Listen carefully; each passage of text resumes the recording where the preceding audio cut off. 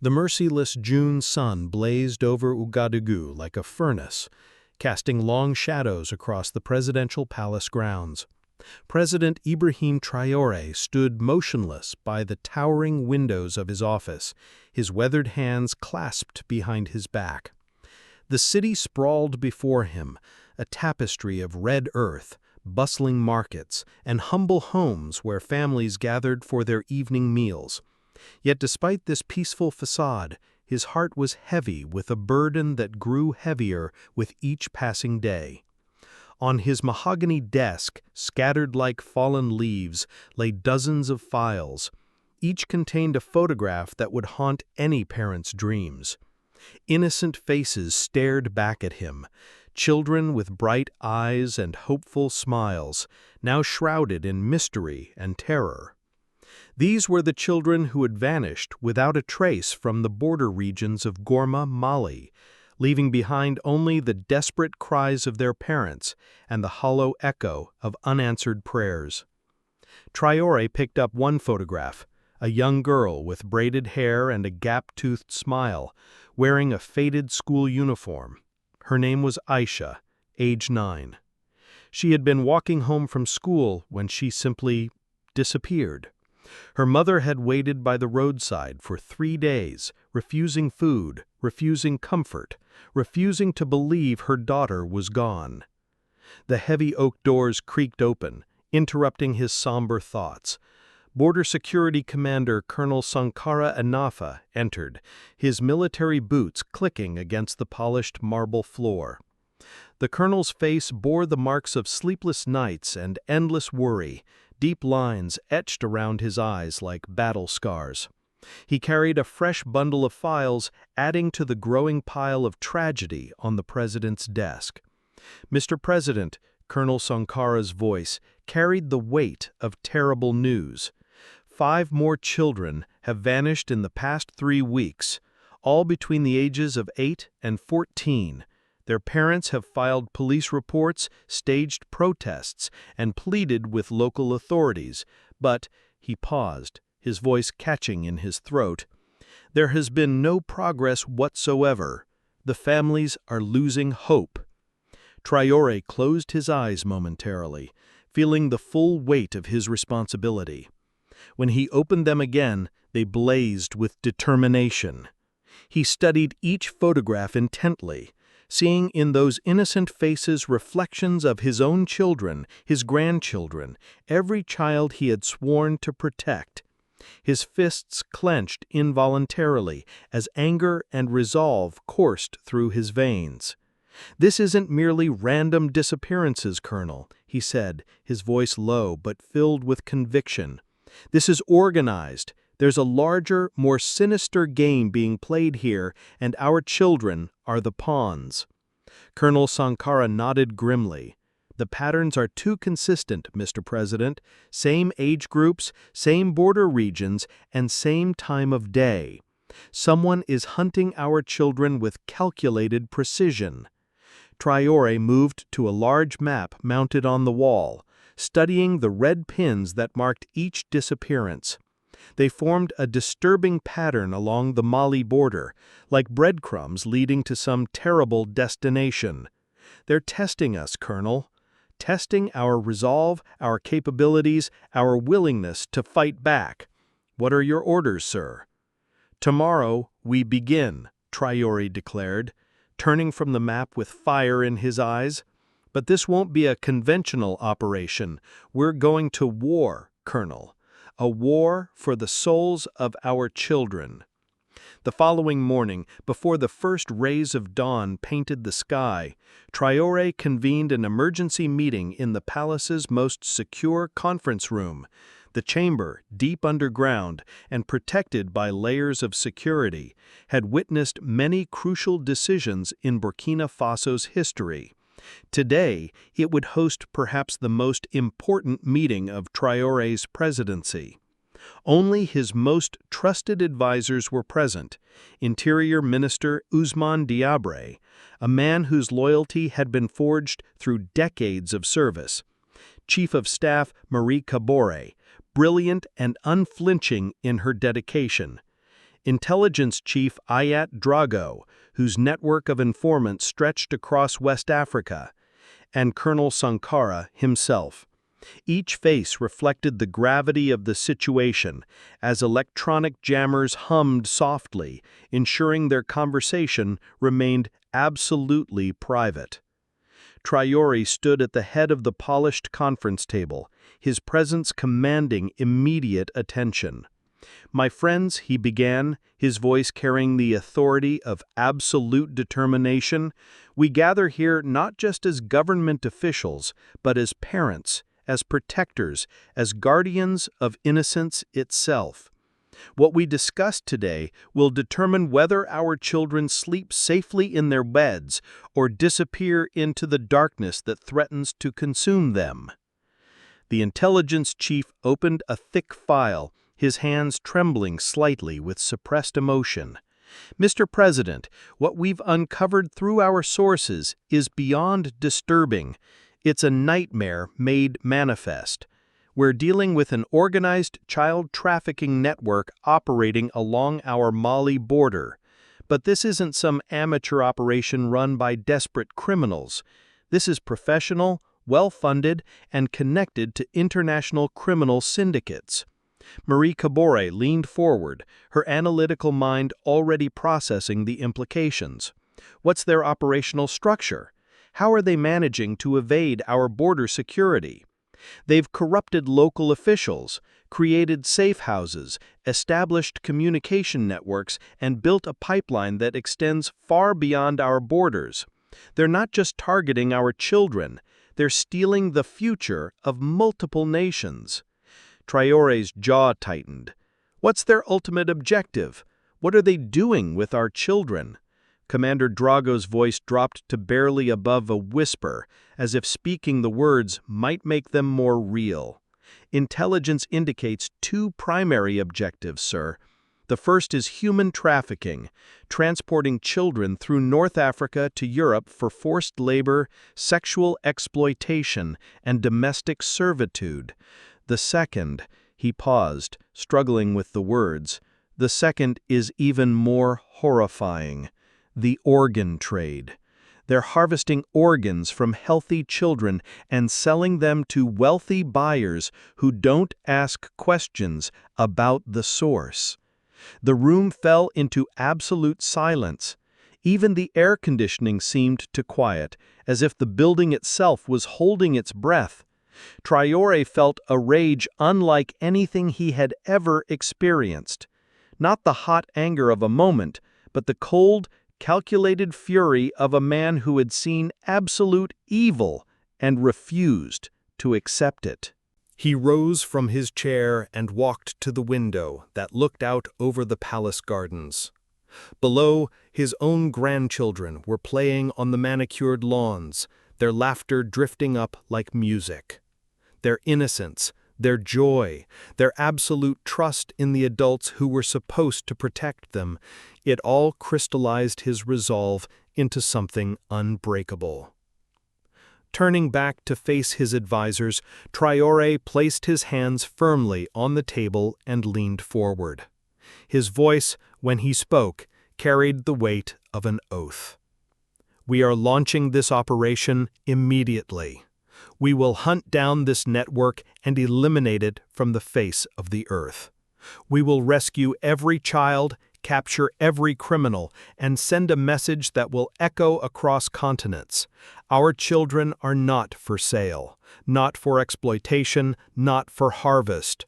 Whatever it takes, however long it requires, we will not rest until every child is home safe." The announcement sent a wave of determination through the room. Colonel Sankara stood at attention. "What shall we call this operation, Mr. President?" Traoré looked once more toward the window where his grandchildren played in the safety of the palace grounds, a safety that should be the birthright of every child. "Operation Desert Guardian," he declared, "because in this vast desert of human cruelty, we will be the guardians who stand between evil and innocence."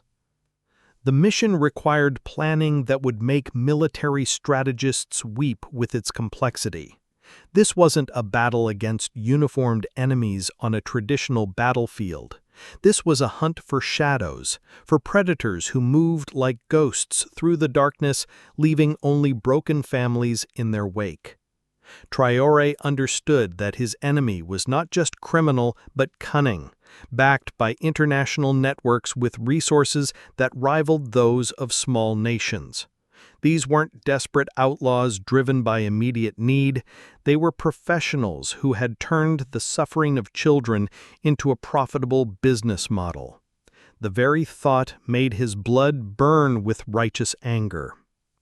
The first phase involved deploying intelligence units throughout the border regions. Traoré handpicked agents known for their ability to blend seamlessly into local communities. These men and women would assume the identities of farmers, herders, traders, and travelers, anyone who might observe without arousing suspicion. "I want to know everything," Traoré told his intelligence team during their briefing. Agent Fautu Campoare, one of his best undercover operatives, raised her hand. "Mr. President, infiltrating this network will be extremely dangerous if they discover our true identities." "Then we make sure they don't," Traoré replied firmly. "But understand this, every day we delay is another day those children spend in hell. I'd rather risk everything than risk their lives." The intelligence teams deployed across the harsh landscape of the Sahel, where the desert met scrubland in an endless expanse of red earth and scattered acacia trees. They established covers as livestock herders, moving with goat and cattle herds that provided perfect camouflage for their surveillance activities. Others posed as seasonal workers, following harvest patterns that allowed them to move freely between villages without arousing suspicion. For 3 weeks, these brave men and women lived among the border communities, documenting every unusual activity, every stranger who arrived after dark, every vehicle that traveled roads where no honest business existed. Agent Campoare's reports painted a picture of systematic terror. She reported during a coded radio transmission, "The village elders speak in whispers. They know something terrible is happening, but they're too frightened to speak openly. Several families have simply disappeared overnight, not just the children, but entire households. Those who remain live in constant fear." Colonel Sankara coordinated the intelligence operation from a mobile command center disguised as a medical outreach vehicle. The irony wasn't lost on him. They were using humanitarian cover to plan a military operation. But then again, protecting children was the most humanitarian mission imaginable. The breakthrough came from an unexpected source. Mamadou Traoré, a 13-year-old boy who had escaped from his captors during a botched transfer, stumbled into a village police station 3 weeks into the investigation. He was barely coherent, dehydrated, and traumatized, but his account provided the first concrete intelligence about the network's operations. "He keeps us in a place underground," Mamadou whispered to the counselor who interviewed him, his voice barely audible. "It's dark all the time, and cold. There are many children there from different villages. Some have been there so long they don't remember their real names anymore." The boy's testimony revealed crucial details: an underground facility, heavily guarded, with children held in deplorable conditions while awaiting transport to various destinations. Most chilling of all, he described medical examinations where children were categorized based on their health, size, and organ compatibility. When Traoré read Mamadou's statement, he had to excuse himself from the briefing room. He stood alone in his private bathroom, gripping the marble sink until his knuckles turned white, fighting back tears of rage and grief. These weren't just statistics or intelligence reports. These were children who had endured horrors that would break most adults. Returning to the briefing room, his face was a mask of controlled fury. "Where is this facility?" Intelligence Chief Drago spread a detailed map across the table. Based on Mamadou's description and our agent's reconnaissance, we believe it's located here. He pointed to an area marked with red ink near the village of Talia, an abandoned gold mine, approximately 2 kilometers from the main village. Our satellite imagery shows unusual thermal signatures consistent with underground activity. Colonel Sankara studied the topographical details. The location is strategically chosen, isolated enough to avoid casual discovery, but close enough to major smuggling routes for easy transport. It's a perfect criminal hideout. "How many children do we estimate are being held there?" Traoré asked, though he dreaded the answer. "Based on Mamadou's account and our intercepts of their communications, we believe anywhere from 30 to 50 children at any given time," Drago replied. "But, Mr. President, this appears to be just one facility. Intelligence suggests they operate multiple sites across the region." Traoré absorbed this information, his strategic mind already working through the implications. "One battle at a time," he said finally. "We rescue these children first, then we use what we learn to find the others." The president made a decision that shocked his security detail. He would personally conduct reconnaissance of the target site.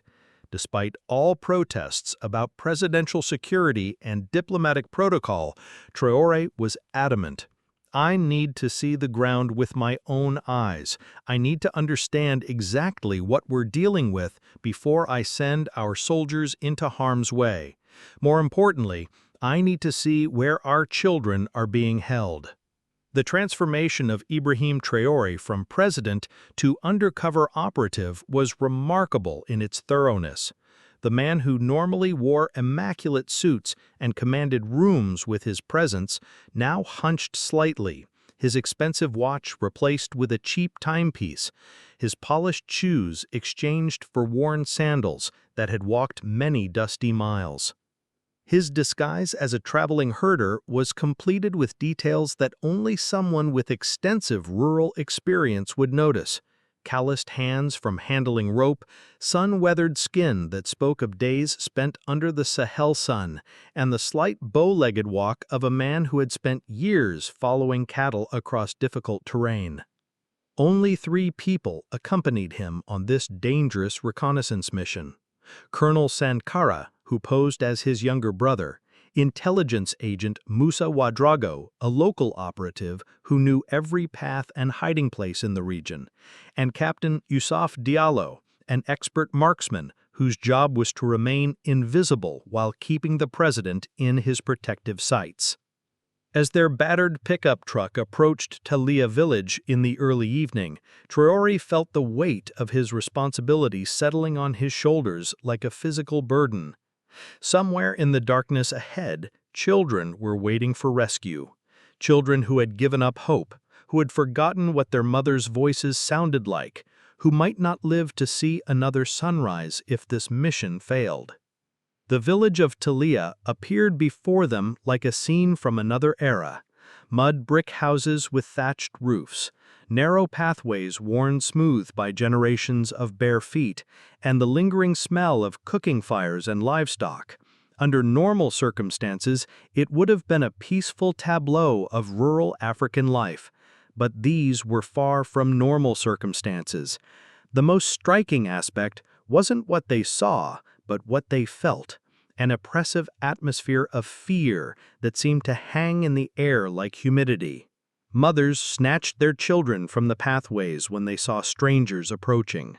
Men avoided eye contact and spoke in monosyllables. Even the dogs seemed nervous, skulking in shadows rather than approaching visitors as rural dogs typically would.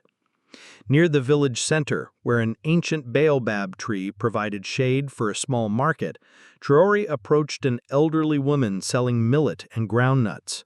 Her weathered face bore the marks of hard living, but her eyes held a sadness that spoke of recent losses.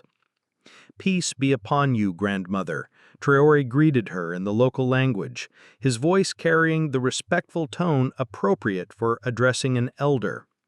"And upon you, peace," she replied, but her eyes darted nervously around the marketplace.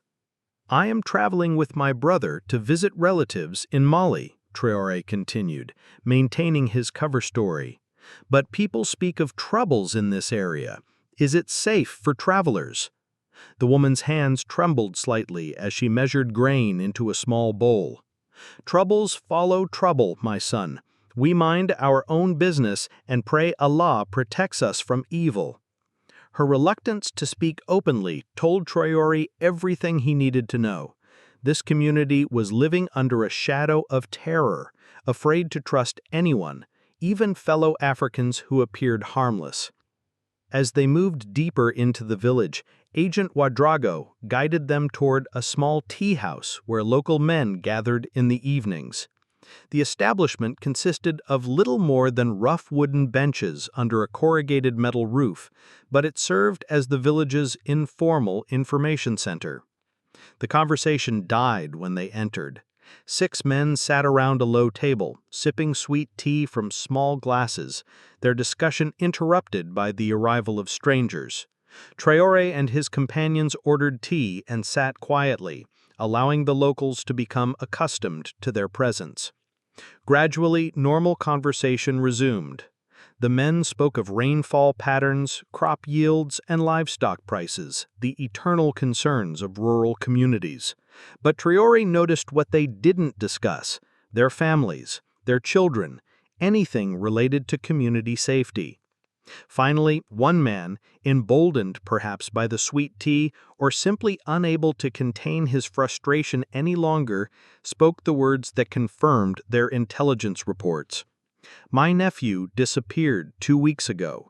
16 years old, strong as a bull, gone without a trace. The police say they're investigating, but—" He shrugged helplessly. Another man leaned forward.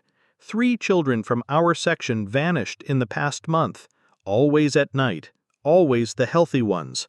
Someone is hunting our young people." A third man, more cautious, shot warning glances at his companions. "Careful words are long life," he muttered. "Walls have ears." The warning was clear. Even here, in what should have been a safe space among neighbors, the specter of the trafficking network cast its shadow. These people knew exactly what was happening to their children, but they felt powerless to stop it. As the evening progressed and darkness settled over the village, Traoré and his team excused themselves and made their way to a predetermined observation point, a rocky outcrop that provided clear sightlines to the abandoned mine. Captain Diallo had already established a concealed position with night vision equipment and communications gear. The hours crawled by with agonizing slowness. The desert night was surprisingly cold, and the silence was broken only by the distant call of night birds and the occasional bleating of goats. Traoré found himself thinking of his own childhood, of summer nights spent listening to his grandfather's stories under skies blazing with stars. These children, wherever they were being held, might never experience such simple pleasures again. At approximately 2:30 a.m., their patience was rewarded. 3 vehicles approached the mine entrance: 2 black SUVs with tinted windows and a larger truck that might have been used for cargo transport. The vehicles moved without headlights, their drivers obviously familiar with the terrain. Through high-powered binoculars, Traoré watched figures emerge from the vehicles. Even at this distance, their movements spoke of military or paramilitary training, coordinated, purposeful, professional. These weren't desperate criminals operating out of poverty or desperation. This was organized crime at its most efficient and ruthless. "Count at least 12 individuals," Colonel Sankara whispered into his radio. "All appear to be armed. Vehicle positions suggest this is routine operation, not emergency response." The most chilling moment came when the truck's rear doors opened. In the green glow of night vision equipment, they could see small figures being herded from the vehicle into the mine entrance. Children moving with the defeated shuffle of those who had abandoned hope. Captain Diallo's voice crackled through the radio.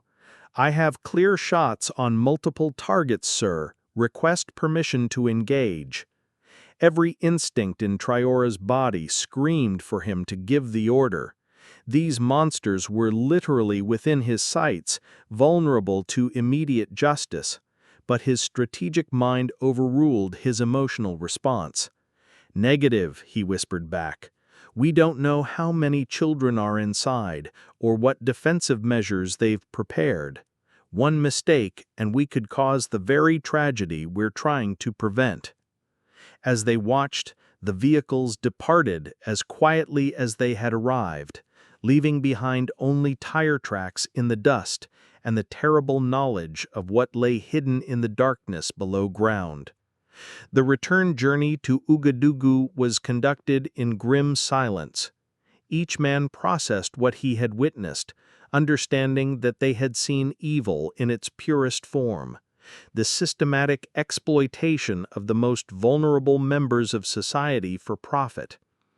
When they finally reached the presidential palace as dawn was breaking, Traoré immediately convened his emergency council.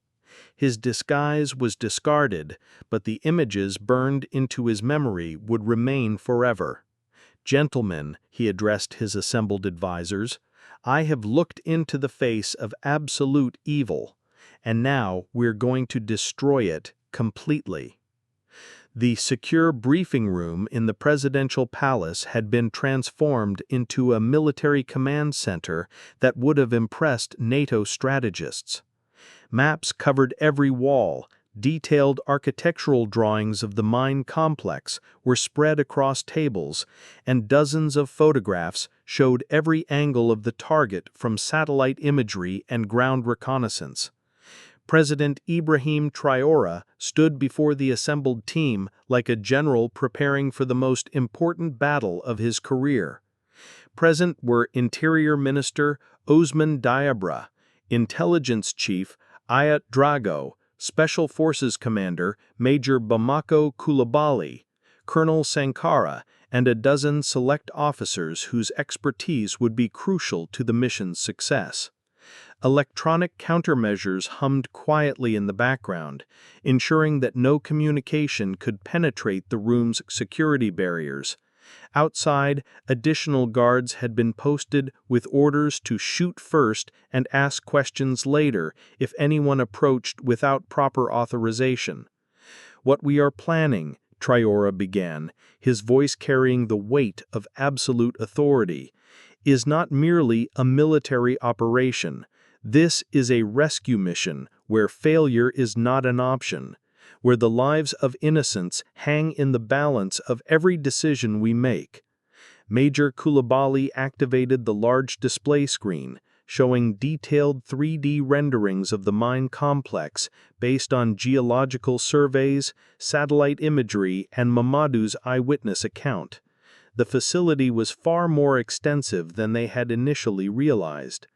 "Based on our intelligence," Major Coulibaly explained, pointing to different sections of the complex, "the facility is divided into 4 primary areas: the surface entrance and guard posts, here," he indicated with a laser pointer, "the main tunnel system, extending approximately 200 meters underground, the holding areas where children are imprisoned, and what appears to be a medical facility where—" he paused, struggling with the words, "where they conduct their examinations and procedures." Intelligence Chief Drago provided additional details that made everyone in the room clench their fists in barely controlled rage. "Our intercepts indicate they operate in shifts. At any given time, there are between 15 and 25 armed guards on duty. They have sophisticated communication systems, backup power generators, and what appears to be a well-planned evacuation protocol." Colonel Sankara studied the facility blueprints with the eye of a seasoned soldier. This evacuation protocol concerns me most, Mr. President. If they detect our approach, their first instinct might be to eliminate the evidence, including the children. The room fell silent as the implications of this statement settled over everyone present. They weren't just planning a raid, they were racing against the clock to prevent a massacre. Traoré moved to the map table and leaned over the detailed drawings. Then we ensure they never detect our approach. This operation will require precision that makes Swiss clockmakers look amateur. Major Coulibaly outlined the preliminary assault plan. We propose a three-phase operation. Phase 1 involves electronic warfare, jamming their communications, disabling their power grid, and blinding their surveillance systems. Phase 2 is simultaneous assault from multiple directions to prevent organized resistance. Phase 3 is the extraction of hostages and prisoners. What about the children? Interior Minister Diabre asked the question that was on everyone's mind. How do we ensure their safety during the chaos of an assault? This was the heart of their challenge. Traditional military tactics focused on neutralizing enemy resistance as quickly and decisively as possible. But this mission required surgical precision to avoid harming the very people they were trying to save. We'll need specialized teams, Major Coulibaly replied. Medical personnel, child psychologists, social workers, people trained to handle traumatized children. The moment we secure the facility, these teams need to be ready to provide immediate care and evacuation. Captain Diallo, the marksman who had accompanied Traoré on reconnaissance, raised his hand. Sir, what if they use the children as human shields? It's a common tactic among criminals when cornered. Traoré's jaw tightened. Then we prove we're better soldiers than they are criminals. Every shot must be precise, every movement calculated. We don't get second chances in this operation. The planning session continued for 18 hours, with breaks only for meals and brief rest periods. Every possible scenario was wargamed, every contingency planned for, every risk assessed and mitigated. The operation would require coordinating elite special forces, intelligence operatives, medical teams, and support personnel in a choreographed assault that would have to be executed flawlessly. As the sun was setting on their second day of intensive planning, a new piece of intelligence arrived that changed everything. Agent Compaore's voice crackled through the secure radio system from her position near Talia village. Command, this is Desert Rose, she transmitted using her operational code name. I have visual confirmation of major activity at the target site. Multiple vehicles arriving, appears to be large shipment preparation. Estimate they're planning to move significant number of children within 48 hours. The urgency of the situation crystallized in that moment. They were no longer planning a rescue operation for some indefinite future. They were racing to prevent the disappearance of dozens of children who might never be found once they left that mine. Traoré stood up slowly, his decision made. We go tomorrow night. No more planning, no more preparation time. Every hour we delay is another hour those children spend in hell. Major Coulibaly checked his chronometer. Sir, that gives us barely 36 hours to position our teams, conduct final equipment checks, and brief all personnel. It's incredibly tight timing. Then we'd better get started, because those children don't have the luxury of waiting for perfect conditions. The Special Forces training facility, located in a secure compound 30 kilometers outside Ouagadougou, was transformed overnight into a replica of hell. Using the detailed intelligence they had gathered, military engineers constructed a full-scale mock-up of the mine complex, with underground tunnels, multiple entry points, and rooms representing where children were being held. Every aspect of the facility was designed to prepare soldiers for what they would encounter during the actual operation. The psychological preparation was as important as the tactical training.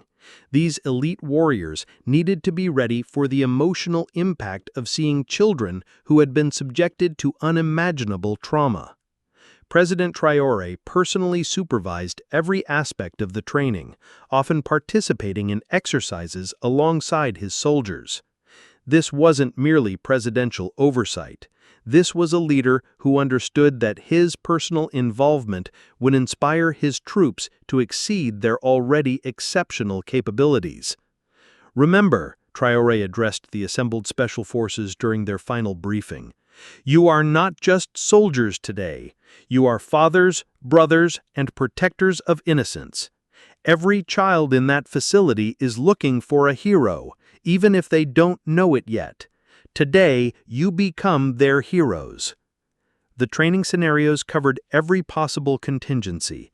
Teams practiced rapid descent techniques for accessing the mine shafts, close-quarters combat in confined spaces, and perhaps most importantly, how to approach traumatized children without causing additional fear. Child psychologist Dr. Fatuma Kohn worked closely with the soldiers, teaching them basic techniques for calming frightened children. They've likely been told that any adult could be an enemy. Your weapons, your uniforms, your very presence might terrify them initially. You need to become unthreatening the moment you make contact with these children. The soldiers learned simple phrases in multiple local languages. You are safe now. We are here to help you. We are taking you home. These words, spoken gently by armed warriors in the depths of an underground prison, might be the first hope these children had experienced in weeks or months. Major Coulibaly divided his forces into specialized teams, each with specific objectives and responsibilities. Alpha Team, led by Captain Diallo, responsible for securing the surface entrance and neutralizing perimeter guards. Their job was to establish a security perimeter that would prevent escape or reinforcement. Bravo Team, led by Lieutenant Sankara, Colonel Sankara's younger brother, tasked with clearing the main tunnel system and establishing communication lines between different elements of the assault force. Charlie Team, the most critical assignment, led by veteran Sergeant Sawadogo, responsible for locating and securing the children. This team included medics, child specialists, and soldiers trained in trauma response. Delta Team, communications and technical support, responsible for maintaining electronic warfare capabilities and coordinating with command elements. Echo Team, medical and evacuation specialists ready to provide immediate care and transport for rescued children. Each team rehearsed their specific roles dozens of times until every movement became instinctive. They practiced in daylight, in complete darkness, with simulated injuries, and under the stress of time pressure. The training was exhausting, but every soldier understood that perfection in training meant survival in combat. Not just their own survival, but the survival of innocent children. The most emotionally challenging aspect of training involved role-playing exercises, where soldiers had to interact with adults portraying traumatized children. Volunteer actors, including some survivors of human trafficking from previous incidents, helped create realistic scenarios that prepared the soldiers for the psychological challenges they would face. During one particularly intense exercise, a rescued child clung to Sergeant Sawadogo's uniform, refusing to let go even when he tried to move her to safety. The hardened veteran, father of 3 daughters, had to excuse himself from training for several minutes to compose himself. This is harder than any combat I've experienced, he confided to Major Coulibaly. In regular warfare, you know who the enemy is and what you have to do. Here, the people we're trying to save might be more afraid of us than of their captors. Equipment preparation was equally meticulous. Every piece of gear was selected specifically for this mission. Standard military weapons were modified with advanced suppressors to minimize noise. Night vision equipment was calibrated for the specific lighting conditions they expected in the mine. Communications gear included special low-frequency systems that could penetrate underground. Most importantly, every soldier carried emergency medical supplies designed for children, smaller bandages, appropriate medication dosages, and comfort items like small stuffed animals that might help calm frightened children during evacuation. As the final training session concluded, President Traoré gathered all personnel for one last address. The training facility fell silent as this remarkable leader, who had transformed himself from politician to warrior for the sake of vulnerable children, prepared to speak. "Tomorrow night we write history," he began, his voice carrying across the assembled ranks. "Not the history of military conquest or political victory, but the history of human compassion in action. Somewhere in that darkness, children are waiting for us, children who have given up hope, who have forgotten what safety feels like, who believe they've been forgotten by the world." He paused, looking into the faces of these elite soldiers who had volunteered for a mission more dangerous than any conventional battle. "But they haven't been forgotten. Tomorrow night we prove that evil does not have the final word, that there are still people in this world willing to risk everything for those who cannot protect themselves. Tomorrow night we bring our children home." The operation was scheduled to begin at 0200 hours, the darkest part of the night when human alertness is at its lowest ebb. Weather reports indicated ideal conditions: no moon, light cloud cover to muffle sound, and gentle winds that would carry away the noise of their approach. As the teams made final preparations to deploy to their forward positions, each soldier carried with him not just weapons and equipment, but the weight of a sacred trust. They were about to attempt something that no military academy teaches: a rescue mission where success would be measured not by enemies killed or territory captured, but by the number of innocent children who would see another sunrise. In 6 hours, Operation Desert Guardian would begin. July 15th descended upon the Sahel with an almost supernatural darkness. Thick clouds obscured even the faintest starlight, creating conditions that seemed designed by Providence for their mission. The air carried an electric tension, as if the very atmosphere understood the gravity of what was about to unfold. At Forward Operating Base Eagle, established in a dried riverbed 5 kilometers from the target, President Ibrahim Traoré stood among his warriors like an ancient king preparing for the most important battle of his reign. He had insisted on positioning himself at the tactical command post, close enough to monitor every aspect of the operation while remaining far enough from direct combat to maintain strategic oversight. The command post itself was a marvel of mobile military technology. Communications equipment that could coordinate with units across the continent, medical facilities capable of emergency surgery, and surveillance systems that provided real-time intelligence from multiple sources. But for all its technological sophistication, the true power of this operation lay in the hearts of the men and women who are about to risk everything for children they had never met. Major Koulibaly's voice crackled through the command net as teams reported their readiness. Alpha Team in position, all systems green. Bravo Team ready, awaiting go signal. Charlie Team positioned, medical personnel standing by. Delta and Echo teams prepared for immediate response. Through thermal imaging displays, Traoré could see his teams moving like ghosts across the landscape, heat signatures barely distinguishable from the cooling desert rocks, professional soldiers who had merged with the night itself. Somewhere ahead, in that darkness, children waited in underground cells, unaware that salvation was approaching with silent, deadly purpose. At exactly 200 hours, Traoré gave the order that would change everything. All teams, this is command. Begin Operation Desert Guardian. Bring our children home. Phase 1 commenced with electronic warfare that would have impressed cybersecurity experts. Delta Team's specialists jammed communication frequencies, disabled cellular towers, and cut landlines with surgical precision. Within minutes, the trafficking network's communication infrastructure was as dead as the ancient rocks surrounding their facility.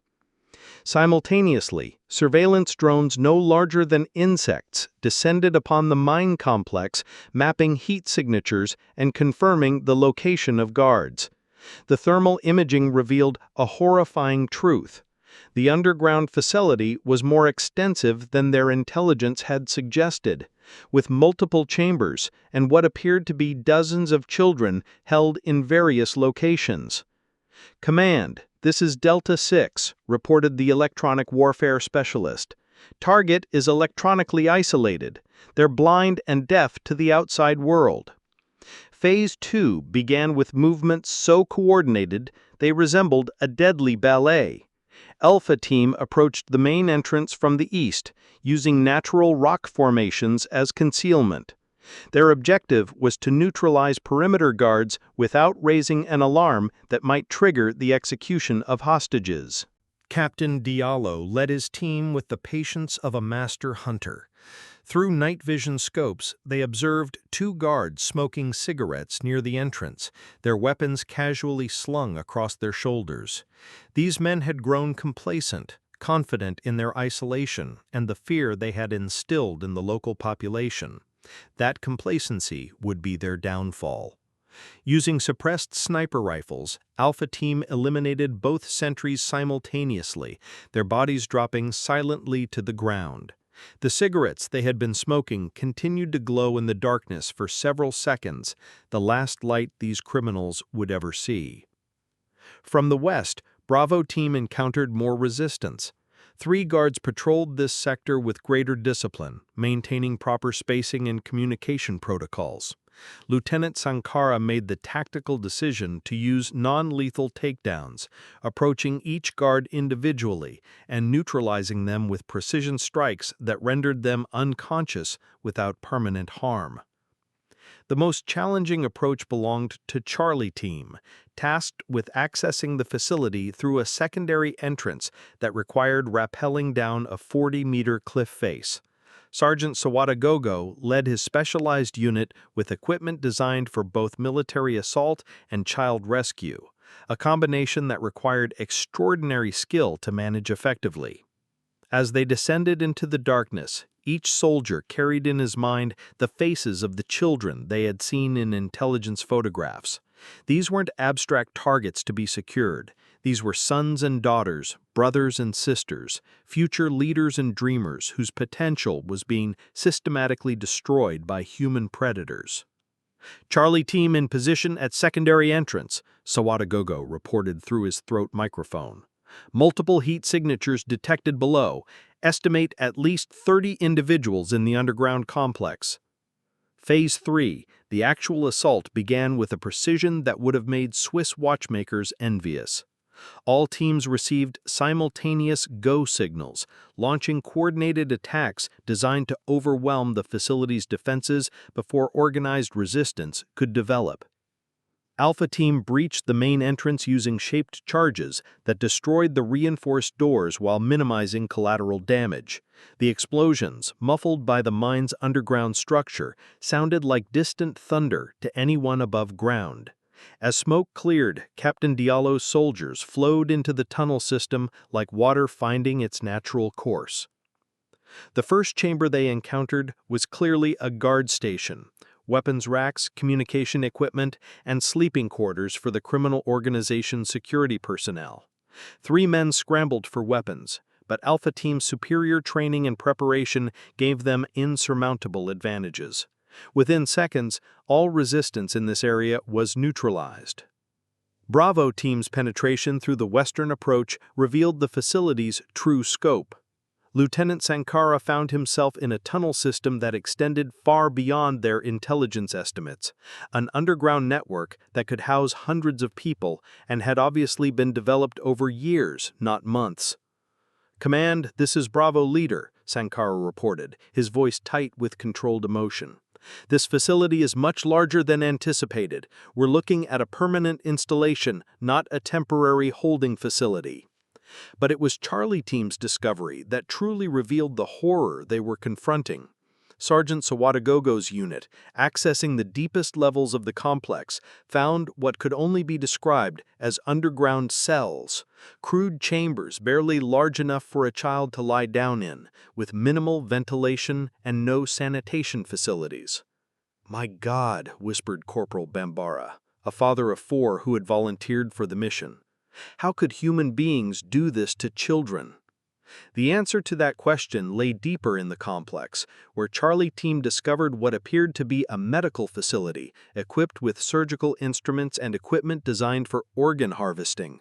The clinical precision of the setup, sterile surfaces, surgical lights, monitoring equipment, spoke of operations conducted with the same professionalism legitimate hospitals employed to save lives, except here the purpose was systematically destroying young lives for profit. Sergeant Sawadagogo had to call for a momentary halt to allow his soldiers to process what they were seeing. These were hardened combat veterans who had faced death in various forms, but nothing had prepared them for the systematic brutality represented by this underground chamber of horrors. "Steady, men," Sawadagogo whispered to his team.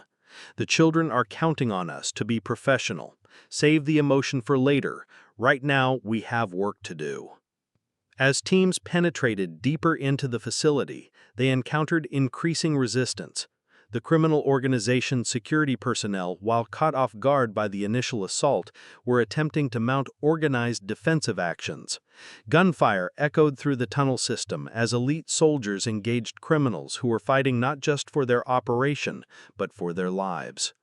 The most intense firefight erupted when Bravo Team encountered a reinforced position where 5 gunmen had established interlocking fields of fire. Lieutenant Sankara's unit found themselves pinned down by automatic weapons fire, unable to advance without exposing themselves to devastating crossfire. "Command, this is Bravo Leader. We're encountering heavy resistance at Checkpoint 7. Request immediate support." Major Coulibaly's response was immediate. "Alpha Team, divert 2 squads to support Bravo. Charlie Team, continue primary mission. Locate and secure the children." The tactical situation was becoming fluid, with teams adapting their movements based on real-time intelligence and changing circumstances. This was exactly the kind of complex operation that separated elite units from ordinary soldiers, the ability to maintain mission focus while responding to unexpected challenges. Through it all, President Traoré monitored every radio transmission, every tactical report, every indication of progress or setback. His hands gripped the edge of the command table so tightly his knuckles were white, but his voice remained calm and authoritative as he coordinated additional support for his teams. "Medical teams, prepare for immediate casualty evacuation," he ordered, "and prepare for multiple child evacuations. We may have more hostages than originally estimated." The breakthrough came when Charlie Team, having bypassed the main fighting, discovered the primary holding area, a large chamber where dozens of children huddled together in conditions that defied human decency. The sight that greeted Sergeant Sawadagogo and his soldiers would remain burned in their memories forever. 47 children, ranging in age from 6 to 16, cowered in corners of the chamber. Their clothes were filthy rags, their faces gaunt from malnutrition, their eyes holding the hollow look of those who had abandoned hope. Some were too weak to stand, others were clearly suffering from untreated injuries or illnesses. But the most heartbreaking sight was how they reacted to their rescuers. Instead of relief or joy, these children showed only terror. They had been conditioned to fear any adult, to expect that every new face might represent a new form of torture or exploitation. "Easy, little ones," Sergeant Sawatogo whispered, removing his helmet and kneeling to make himself less intimidating. "We're here to help you. We're going to take you home." One child, a girl who couldn't have been more than 8 years old, looked up at him with eyes that had seen too much. "Are you going to hurt us?" she asked in a voice barely above a whisper. The question hit Sawatogo like a physical blow. These children had been so brutalized that they couldn't recognize salvation when it appeared before them. "No, sweetheart," he replied, his own voice thick with emotion. "We're soldiers, but we're here to protect you. No one will ever hurt you again." The process of evacuating traumatized children from their underground prison required delicacy that no military manual could adequately describe. Each child represented not just a tactical objective, but a human soul that had been systematically broken and needed to be handled with extraordinary care. Dr. Fatumika Kone, the child psychologist who had trained the soldiers, was among the first civilians to enter the facility once it was secured. Her assessment of the children's condition was both professional and heartbreaking. "These children have been subjected to prolonged psychological torture," she reported to President Traoré through secure communications. "They exhibit classic symptoms of complex trauma, hypervigilance, emotional numbing, regression to earlier developmental stages. Some haven't spoken in weeks or months." The evacuation process became a delicate operation within an operation. Medical personnel established a triage system to identify children requiring immediate medical attention. Social workers began the painstaking process of documenting each child's condition and attempting to determine their origins. Most challenging of all was gaining the children's trust. Many refused to leave the cells where they had been imprisoned, having been told repeatedly that worse fates awaited them outside. Others clung to soldiers with desperate intensity, afraid that this rescue might be another cruel deception. 12-year-old Fatima, who would later become a symbol of the operation's success, initially refused to speak to anyone. She sat in a corner of her cell, arms wrapped around her knees, staring at the stone walls with blank eyes. It was only when a female medical officer knelt beside her and began singing a traditional lullaby that Fatima finally looked up. "My mother used to sing that song," she whispered, the first word she had spoken in 3 weeks. "She's waiting for you," the medical officer replied softly. "We're going to take you to her." For the first time since her kidnapping, tears rolled down Fatima's face. Tears that represented the beginning of her journey back to humanity. The medical evacuations revealed the full scope of the criminal organization's brutality. Several children showed evidence of surgical procedures, crude operations where organs had been harvested with minimal medical care. Others bore the physical and psychological scars of sexual abuse. All showed signs of prolonged malnutrition and deliberate neglect. As children were brought to the surface, President Traoré waited at the evacuation staging area, personally greeting each rescued child. His presence, this powerful man who had mobilized an entire nation's resources to save them, provided a powerful message that they were valued, that their lives mattered, that they would never be forgotten again. When young Amadou, barely 10 years old and weighing half what a healthy child his age should weigh, was carried from the mine on a stretcher, he looked up at Traoré with confusion. "Are you God?" the boy asked, his voice weak but curious. Traoré knelt beside the stretcher, taking the child's hand gently. "No, son, I'm just a man who believes every child deserves to be safe, and you're safe now." The final count was staggering. 47 children rescued, representing 6 different countries and ranging in age from 6 to 16. They had been held for periods ranging from 2 weeks to over a year. Some could still remember their families.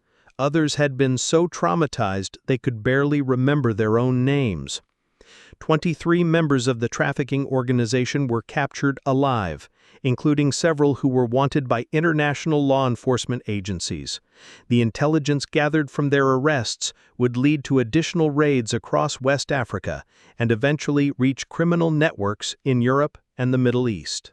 President Ibrahim Traoré made his way through the underground complex, personally inspecting every chamber where children had been held. His security detail was nervous about allowing him into areas that had not been completely cleared. But Traoré insisted on seeing firsthand the conditions his people had endured. The tour was a journey through human depravity. Cells barely large enough for adult prisoners had housed multiple children. Medical facilities designed for organ harvesting contained instruments that would have been appropriate in medieval torture chambers. Communication rooms revealed the scope of an international network that treated children as commodities to be bought, sold, and consumed. But it was in the main holding area where Traoré experienced the moment that would define his presidency. Standing in the chamber where 47 children had been imprisoned, surrounded by the detritus of human suffering, torn clothing, makeshift bedding, drawings scratched into stone walls by children trying to remember their homes, he made a vow that would echo across continents. "This ends here," he declared to the assembled military and civilian personnel. "Not just this facility, not just this network, but this entire industry that preys on children. We're going to hunt down every person involved in this trade, dismantle every organization that profits from child suffering, and ensure that what happened in this place never happens again anywhere." His words were recorded by military cameras and would later be broadcast around the world, becoming a rallying cry for international cooperation against human trafficking. The medical evaluation of rescued children revealed both the resilience of the human spirit and the depths of criminal depravity. Children who should have been playing with toys or attending school had instead been subjected to conditions that would have broken most adults. Yet many showed remarkable strength in their first hours of freedom. 8-year-old Aisha, one of the youngest victims, had maintained her ability to smile despite everything she had endured. When offered her first real meal in weeks, she insisted on sharing it with other children who seemed weaker than herself. Her compassion, preserved despite systematic attempts to destroy it, brought tears to the eyes of hardened soldiers. 16-year-old Ibrahim, no relation to the president, the oldest of the rescued children, had attempted to protect younger victims throughout their captivity.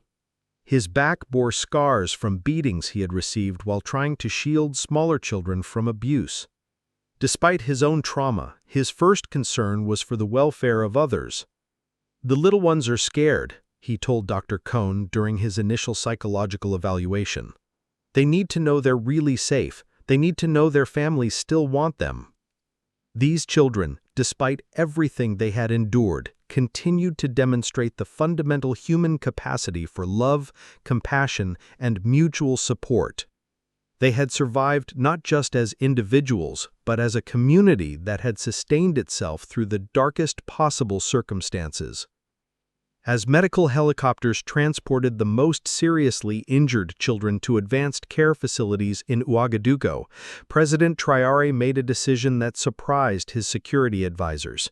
He would personally accompany the medical convoy, ensuring that these children received the best possible care and that their transition from captivity to freedom was handled with appropriate dignity. The convoy that traveled from the mine to the capital city was unlike any in the nation's history. Military vehicles provided security, while medical personnel monitored the condition of children who were experiencing freedom for the first time in months or years. At every village along the route, people emerged from their homes to wave at the passing vehicles, somehow understanding that they were witnessing something historic. News of the rescue operation had already begun spreading through traditional communication networks, the drum messages, market conversations, and informal networks that connect African communities across vast distances. Before any official announcement was made, millions of people across West Africa knew that something extraordinary had happened. The arrival at Burkina Faso's Central Military Hospital marked the beginning of a new chapter for the rescued children. The medical facility had been completely cleared and reconfigured to provide specialized care for trauma victims. Child psychologists, pediatric specialists, social workers, and security personnel worked together to create an environment that would promote healing rather than additional stress. President Traoré personally greeted each child as they arrived, kneeling beside stretchers and wheelchairs to make eye contact at their level. His presence sent a powerful message that the highest authority in the nation considered their welfare a personal priority. "Welcome home," he told each child, speaking in their native languages when possible. "You're safe now, and you're going to stay safe." For children who had been told repeatedly that no one cared about them, that they had been forgotten by their families and abandoned by their communities, the president's personal attention was profoundly therapeutic. Many had never imagined that someone so important would know their names, much less concern himself with their welfare. The immediate medical priorities were stabilization and assessment. Many children were severely malnourished, dehydrated, and suffering from untreated injuries or infections. Several required emergency surgery to address complications from crude medical procedures performed by their captors. But the psychological care was equally urgent. These children had been systematically traumatized, taught to fear adults, and conditioned to expect pain and exploitation. Rebuilding their ability to trust, to hope, and to envision positive futures would require extraordinary professional skill and unlimited patience. Dr. Cohn established specialized treatment protocols that combined Western psychological techniques with traditional African healing practices. Children participated in group therapy sessions where they could share their experiences with others who had endured similar trauma. Art therapy allowed them to express emotions they couldn't verbalize. Music therapy connected them with cultural traditions that predated their captivity. Perhaps most importantly, every effort was made to reunite children with their families as quickly as possible. Teams of social workers and investigators worked around the clock to verify identities and locate relatives. The joy of these reunifications provided healing not just for the children and their families, but for the entire medical staff who witnessed them. The first successful reunion occurred just 3 days after the rescue operation. Mamadou Wedjerogu, age 9, was reunited with his mother, grandmother, and 4 siblings in a ceremony that was simultaneously private and profound. When his mother embraced him for the first time in 4 months, both mother and son wept uncontrollably, tears that washed away months of fear, desperation, and grief. "I never stopped believing you would come home," his mother whispered in his ear, speaking words that every parent dreams of saying and every child needs to hear. These reunification ceremonies became daily events at the hospital, each one representing not just the restoration of a family, but the affirmation that love and determination could triumph over organized evil. President Traoré made it a point to attend as many of these ceremonies as possible, understanding that his presence validated the importance of every child's return to safety. Within hours of the rescue operation's completion, news of Operation Desert Guardian began spreading across international media networks. The story captured global attention for multiple reasons. The audacity of a sitting president personally participating in a rescue operation, the scope of the trafficking network that had been dismantled, and, most importantly, the powerful message that children's lives were worth any risk. BBC World Service, CNN International, France 24, and Al Jazeera all led their broadcasts with coverage of the operation. The images were powerful: children being carried to safety, soldiers who had risked their lives for strangers' children, and a president who had transformed himself from politician to warrior for the sake of vulnerable victims. International reaction was swift and overwhelmingly positive. The United Nations Secretary-General issued a statement declaring the operation a model for international cooperation in protecting the world's most vulnerable populations. UNICEF announced immediate financial support for the children's rehabilitation and long-term care. But the most significant response came from other African leaders.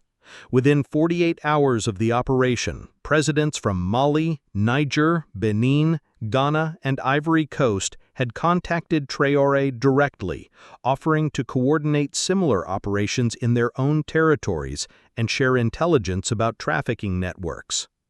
This continental response led to the formation of the West African Child Protection Alliance, a formal agreement between multiple nations to coordinate anti-trafficking operations, share intelligence, and provide mutual support for rescue operations. The alliance represented the first time in modern African history that multiple nations had united around a purely humanitarian mission. The alliance's first joint operation occurred just 2 weeks later, when intelligence gathered from the Burkina Faso raid revealed the location of another major trafficking facility in northern Mali. Coordinated raids by Malian special forces, with technical support from Burkina Faso, resulted in the rescue of 31 additional children and the arrest of 18 more members of the international trafficking network. European authorities also took immediate action based on intelligence gathered from Operation Desert Guardian. Within a month, coordinated raids across France, Germany, Belgium, and Switzerland led to the arrest of dozens of individuals connected to the organ trafficking network. Several prominent businessmen and medical professionals were implicated in what investigators called the most sophisticated child exploitation network ever uncovered. The international prosecutions that followed would eventually result in convictions across multiple continents, with sentences ranging from 25 years to life imprisonment. More importantly, the financial assets of the criminal organization, millions of dollars in cash, real estate, and investments, were seized and dedicated to victim rehabilitation and child protection programs. 6 months after Operation Desert Guardian, President Traoré visited the specialized rehabilitation center that had been established for the rescued children. The transformation was remarkable, not just in the physical appearance of the children, but in their emotional and psychological recovery. The facility, located on beautiful grounds outside Ouagadougou, resembled a modern boarding school more than a medical institution. Children attended classes in bright, cheerful rooms filled with books, computers, and educational materials. They played sports on well-maintained fields, participated in art and music programs, and received individual counseling from specially trained therapists. Most importantly, they were learning to trust again, to believe that adults could be protectors rather than predators, that their futures held possibility rather than exploitation, that their voices mattered and their dreams were valid. Fatima, now 13, and having grown several inches since her rescue, had become an informal leader among the younger children.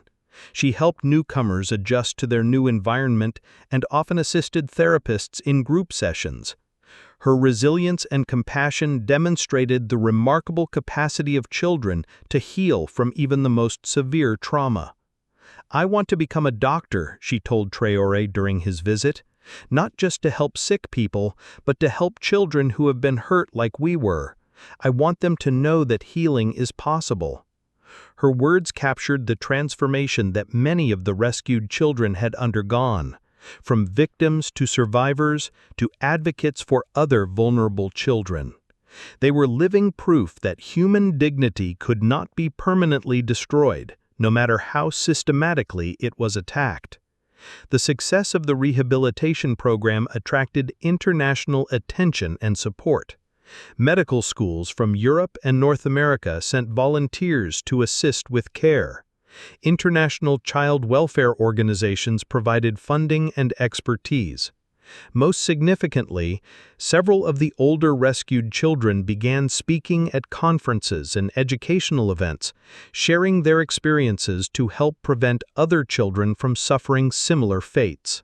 2 years after Operation Desert Guardian, President Ibrahim Traoré received the United Nations Prize in the field of human rights, an award presented annually to individuals or organizations that have made outstanding contributions to the protection and promotion of human rights.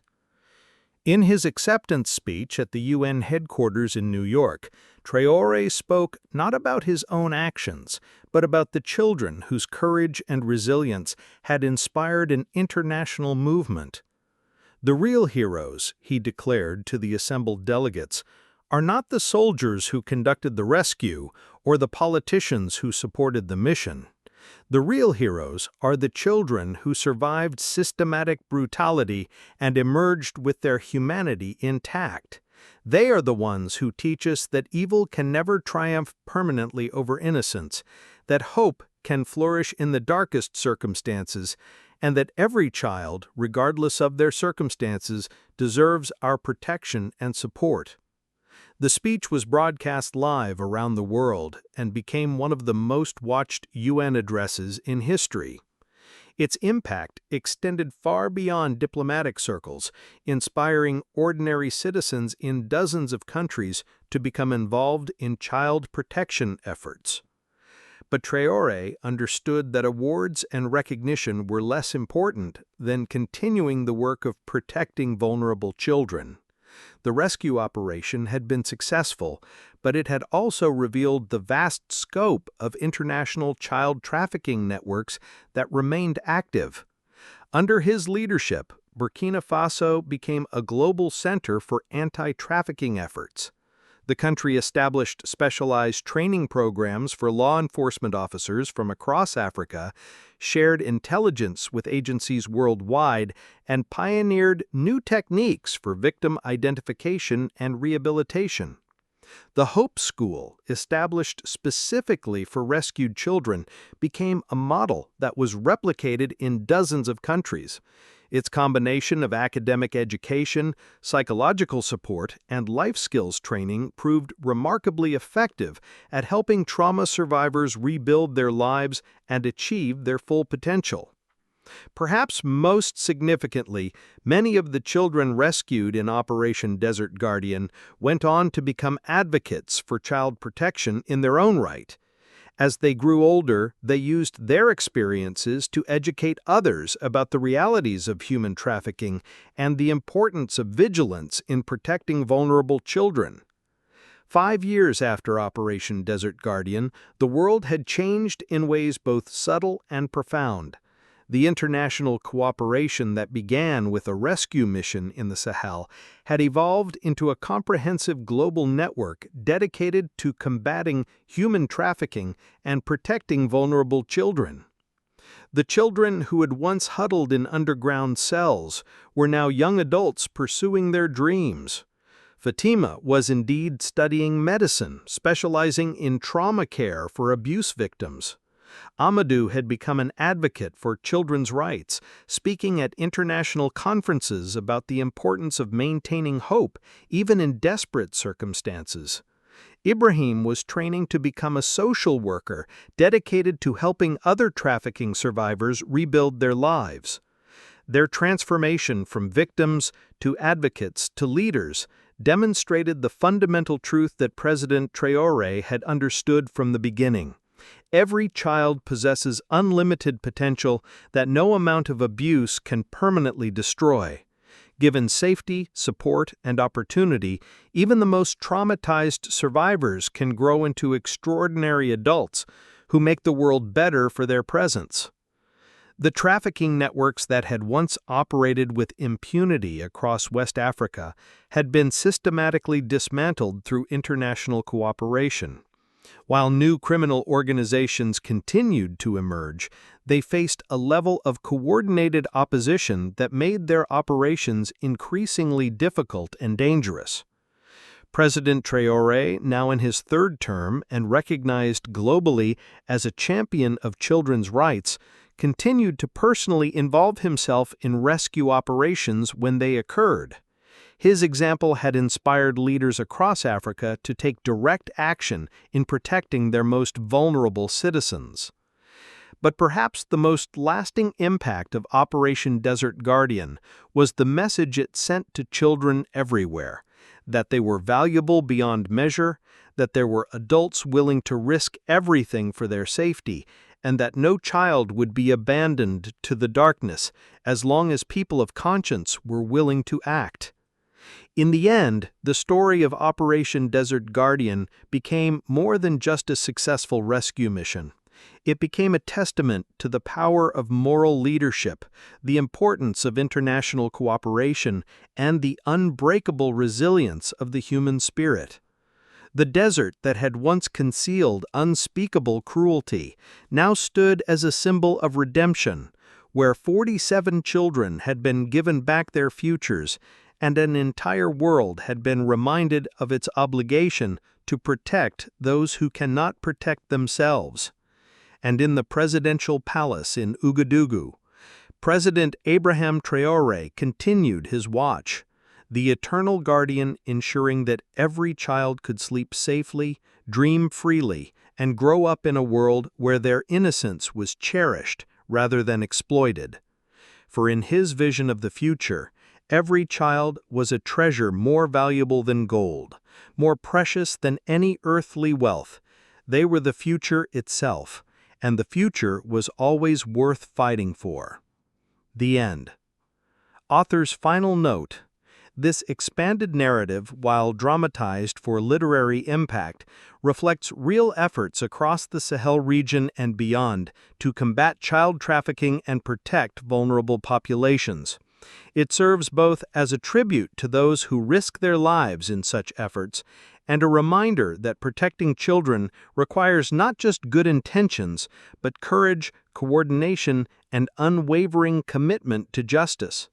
The story of every child rescued, every family reunited, and every criminal network dismantled represents a victory for human dignity over systematic cruelty.